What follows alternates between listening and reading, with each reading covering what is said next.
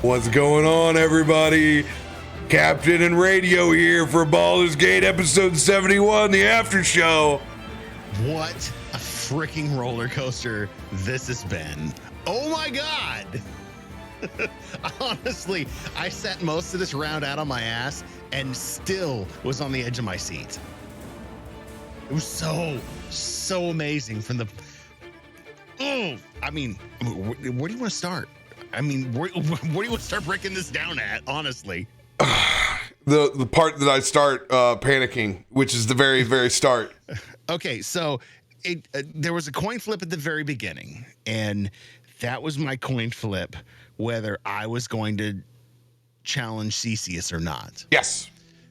So it always comes down to rolls with me, because I don't know if Josiah is going to go down to family lanes where, you know, he bows to his mother and father, because ideally he idolizes his mother. Leonin culture is matriarchal.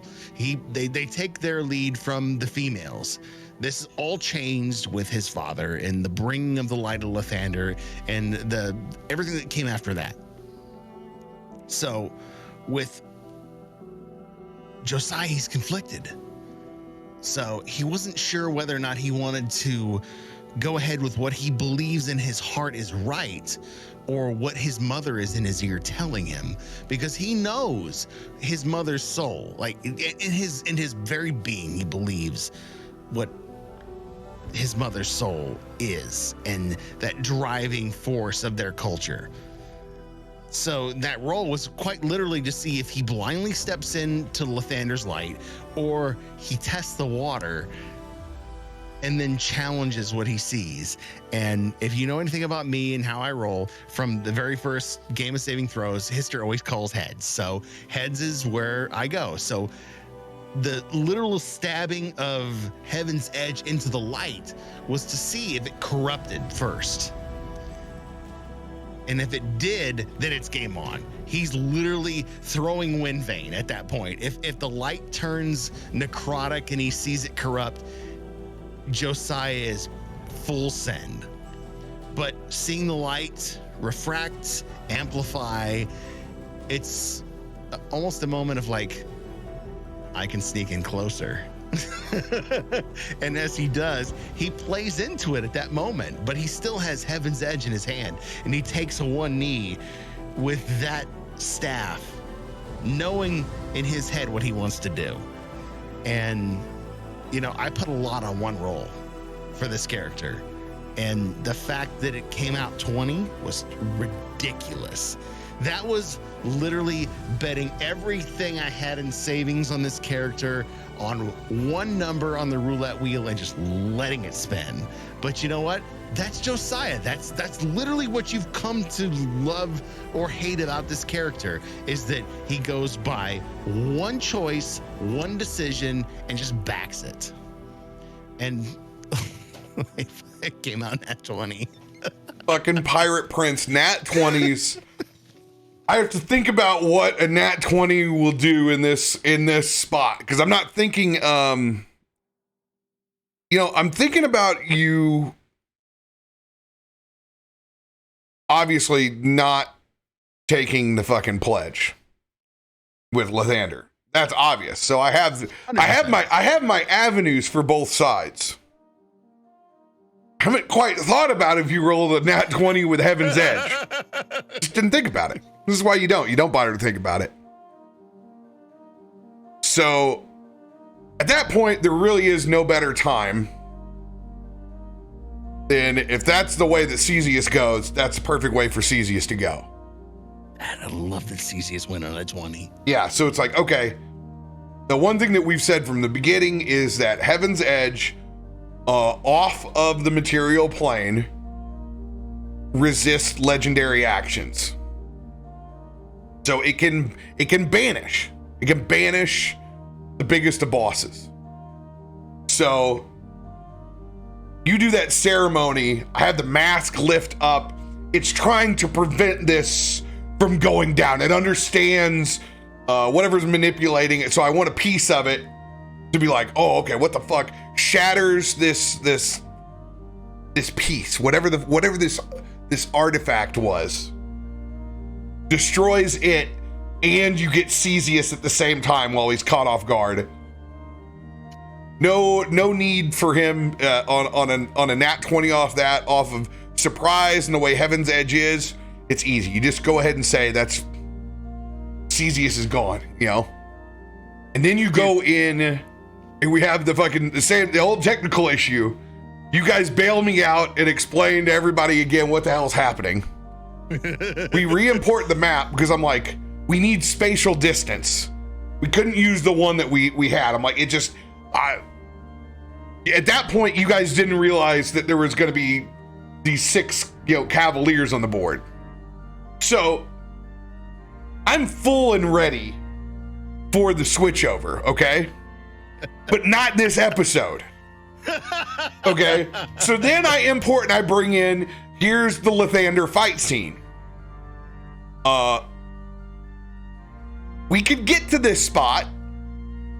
We could get here, but the nat 20 got us here quicker than what I thought.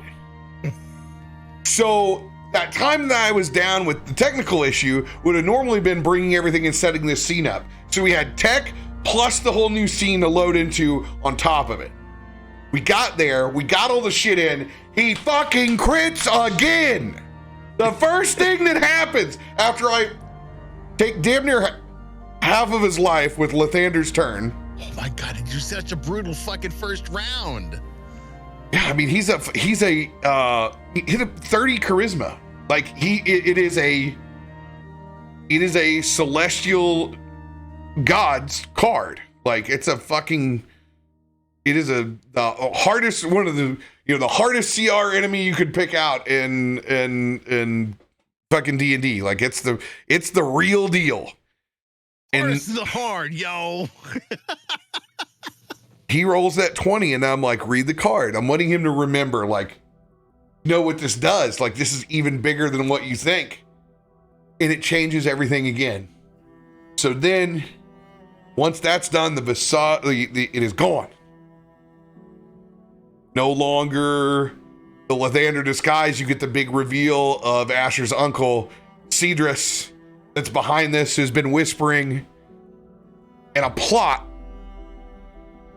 to get Voxstern to leave their own land. And we assisted. We cleansed Voxstern of its original entity.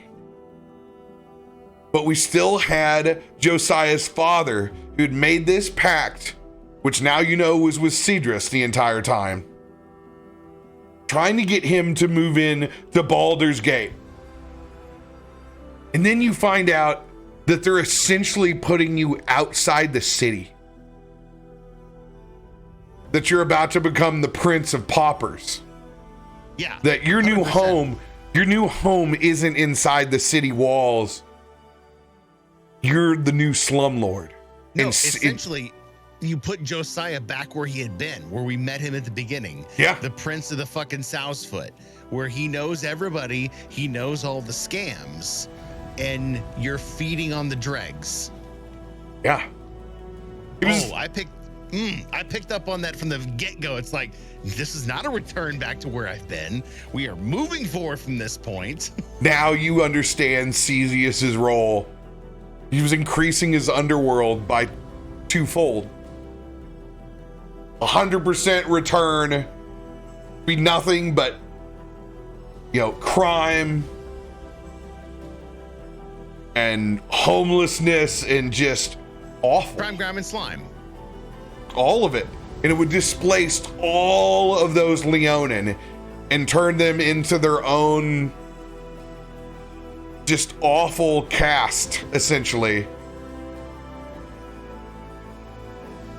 And this has all been blinded because of Cedrus from the beginning, planting those seeds, impersonating the god of Lathander so long ago, all to turn Voxstern into this necropolis, to bring it forward.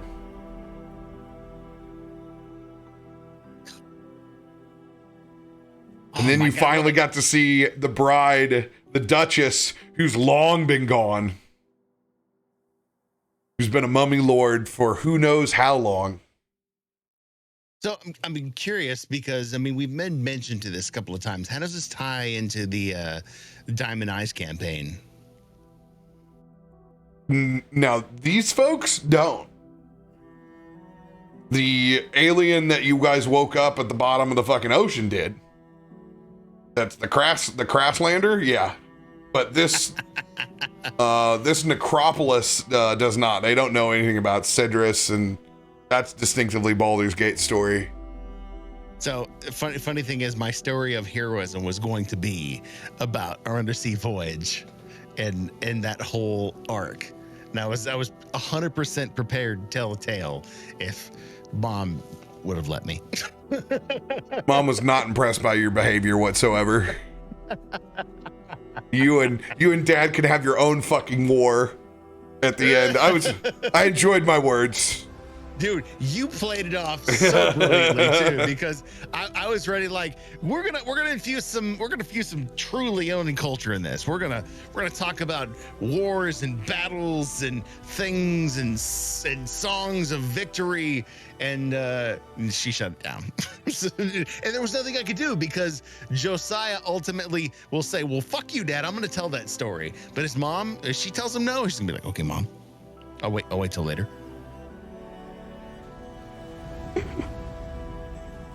Remember, it's a matriarchal culture. So his dad is questionable. His mom is definitive, 100%. Which, oh man, God, I love the fucking rolls tonight. I've never sat on so many rounds of combat and done death saving throws. So excited. You're so excited to do it. It actually alleviated some of the stress from you. No, dude, I still sat here. I have no nails left. I have chewed them all off. You can watch this episode. I am gnawing on my fingers. I'm getting up. I'm walking around the garage because I can't fucking take it. I can't sit here and just watch these rolls happen. I need to just do something. And he did go long enough. You could have died. Oh, 100%. But you know what? At this point, I will tell you in this post stream, if Josiah had died, he would have been completely justified because he stood up for his people. He stood up for what he believed, and he basically put Heaven's Edge in the sand, and he wasn't going to budge from it. So honestly, if I had died, I would have died happy. This is the only character where I could say if I left Josiah at episode 71, I would not be like, man, what if I did this different? 100% no way. I played Josiah exactly the way a fucking pirate cat should be, and I did exactly what he would have fucking done, and I'm so happy with where I am right now. And every episode beyond 71 is a fucking gift. Well said. You're still alive. Yes, I am. And now I have my bride, my mummy bride, to face off with 42 hit points.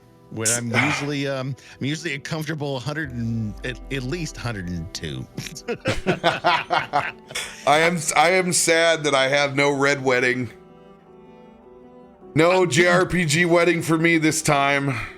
Bullshit, you don't have a red wedding. You literally have the ceremony gone wrong. You have the I have the red rehearsal, dog. It's not the wedding. I got the red rehearsal. No, here's the truth. I knew it was going to kick off somewhere in the cycle, so I didn't get my hopes up, or there wasn't anything in particular that I wanted out of it that didn't happen in the rehearsal. Guys, I just never really thought about it in advance.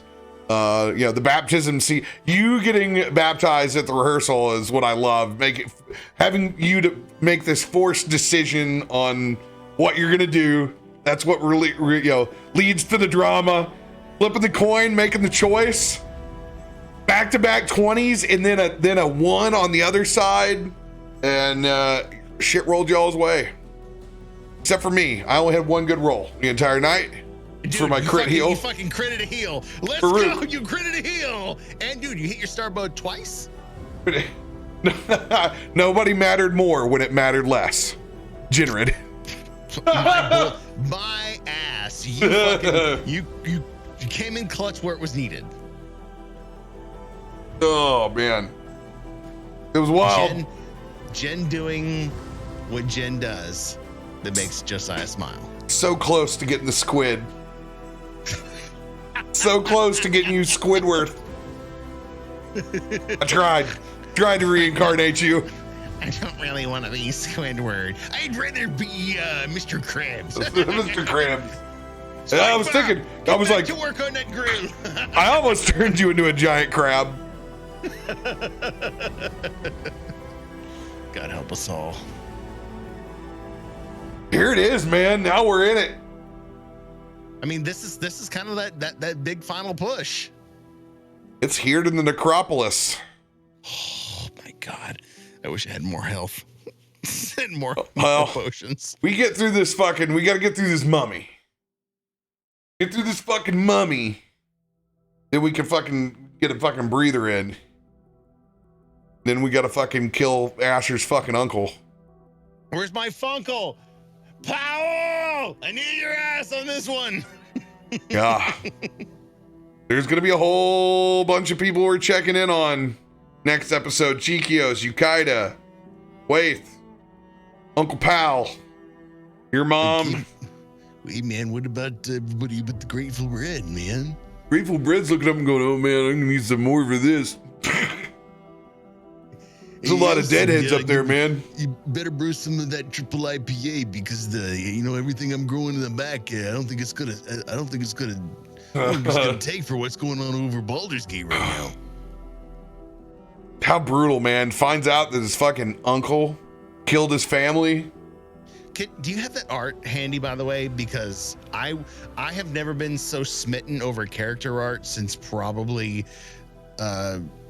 Talos in the final episodes of Tormund's Quest, because it is absolutely fucking gorgeous. I don't know where you pulled this from. Oh, it's always magic pieces. And his magic name is Cedrus, and he does create Sidraxis. He becomes this fucking this lich form, and it is a kingdom called Vithya that's very traditional. Knights, kings, and queens and whatnot. And this old boy decides he wants to live forever. And we all know what happens when you go down that path. This evil son of a bitch has whispers in his fucking ear to kill them all.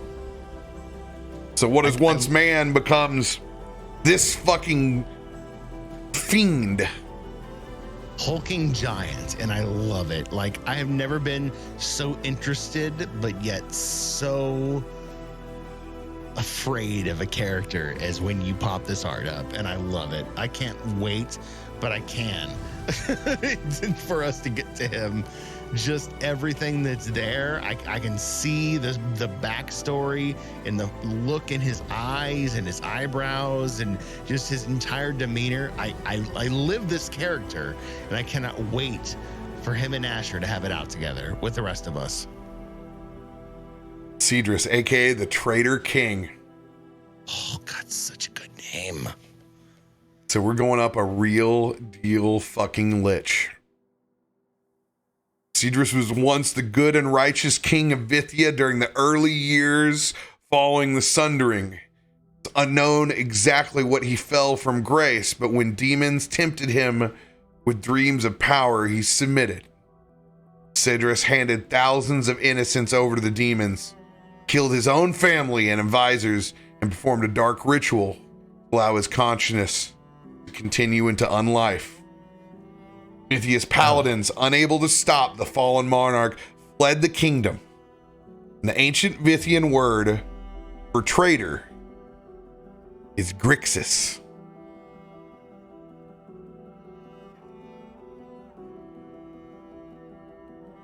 So your job, chat, is to figure out what exactly they offer him besides immortality to make him turn against his own family. For those that know magic, Grixis is the black, blue, and red combination. Wait, I didn't think you could combine more than 2 colors. Oh yeah, you can do them all. You can do them all. It gets wild. With Vithya overrun by demons and the undead, the capital was transformed into Sidraxis. Now the greatest necropolis on the plane, Cedrus rules this dark city of the dead. Is the most powerful Lich warlord on the plane. So I brought him here. So I tied it in that Asher was part of the family, killed his parents. Whether Cedrus actually spared him or not, if it's bullshit, or he was taken by planeswalkers by force, doesn't matter. That's how he left.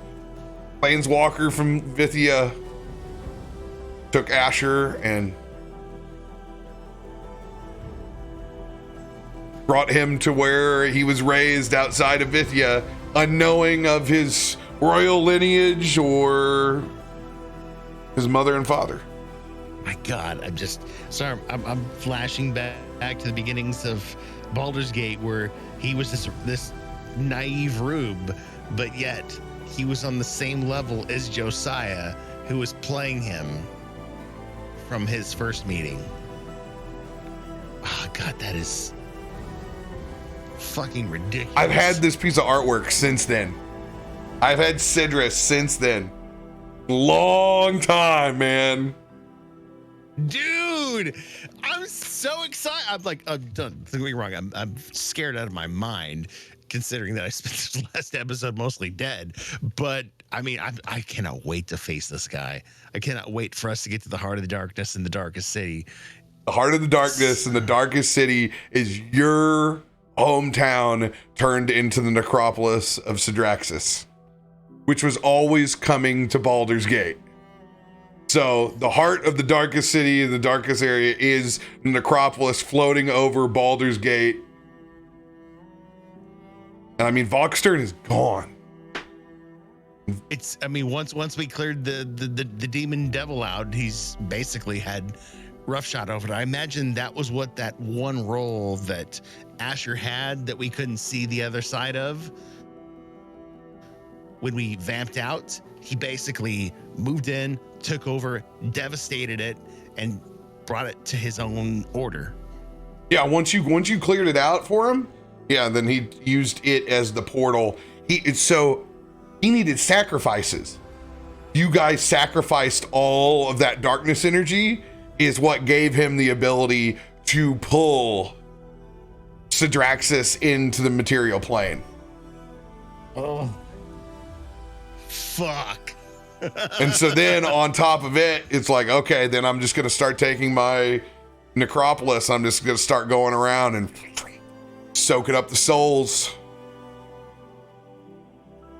I fucking love that there is this dark island floating over Baldur's Gate right now. It feels like the Empire and the fucking Death Star floating over the city. This is going to be a wild next time.